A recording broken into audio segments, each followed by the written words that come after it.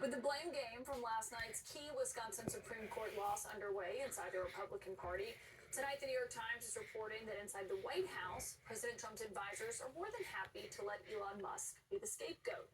The liberal judge, Susan Crawford, handily defeated her conservative opponent in that race last night, as you can see the numbers here. Despite Elon Musk investing serious time, tweets, a few $1 million checks, and more than $20 million in campaign money against Judge Crawford. My source tonight is the co-byline of this new piece from the New York Times White House correspondent Maggie Haberman. Maggie, it's great to have you because I think there have been some questions raised. Really last night kind of, I guess, was the catalyst. But what President Trump's view of Elon Musk is right now, does he see more upside or downside in this relationship at this moment?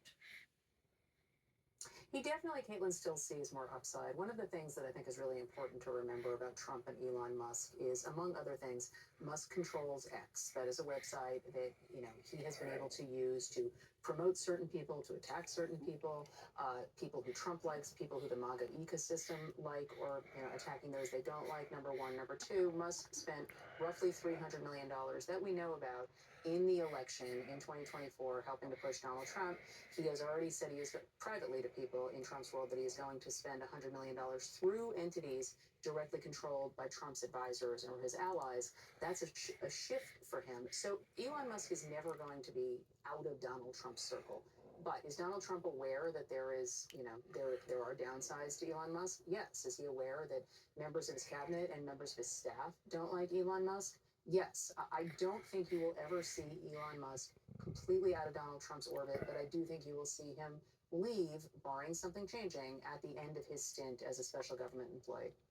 Right, which is, just a certain set period that he can stay. And when he was asked how long he plans to stay in the White House in recent weeks, this is what Elon Musk had to say. You're going to go another year?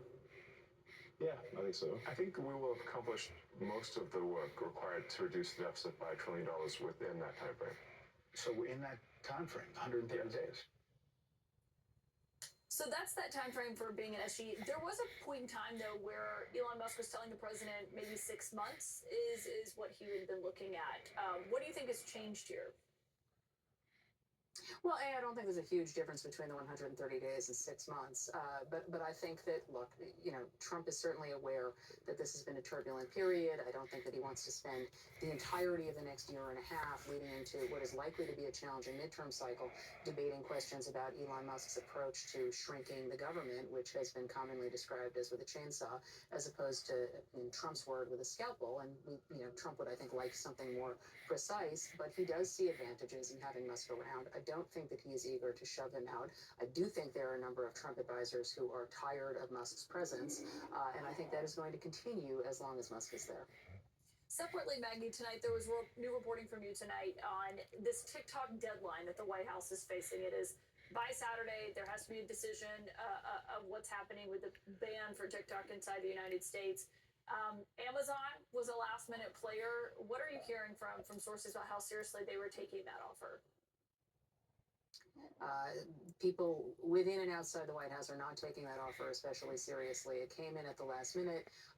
The offer letter was addressed to the president, the vice president, and Howard Lutnick, the commerce secretary. I'm not entirely clear what his involvement was in this, but this was not a bid. This was a bid that would have given Amazon, a full stake in TikTok, which basically would have made TikTok irrelevant. What makes TikTok matter is the algorithm.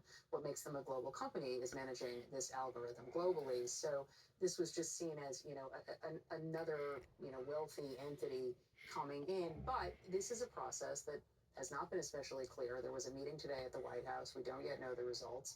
They are coming up on this deadline. It is up to the government to decide whether they're going to enforce this ban or not.